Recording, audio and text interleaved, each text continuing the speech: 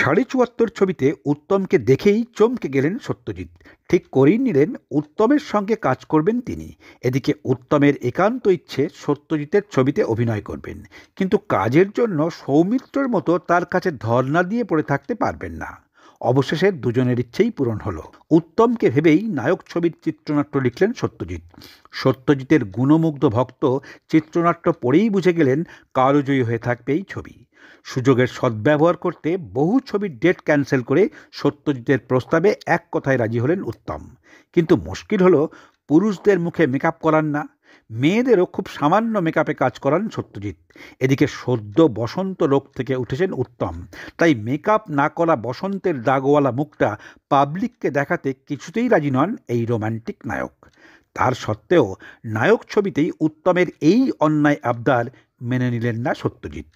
পর্দায় না রইল বসন্তের দাগ, না উত্তমের ইগো। নায়ক থেকেই মহানায়ক হয়ে উঠলেন উত্তম। শুটিংয়ের পরে সত্যজিৎ রায় জানালেন, এত তৃপ্তি আর কোনো অভিনেতার সঙ্গে কাজ করে পাননি তিনি।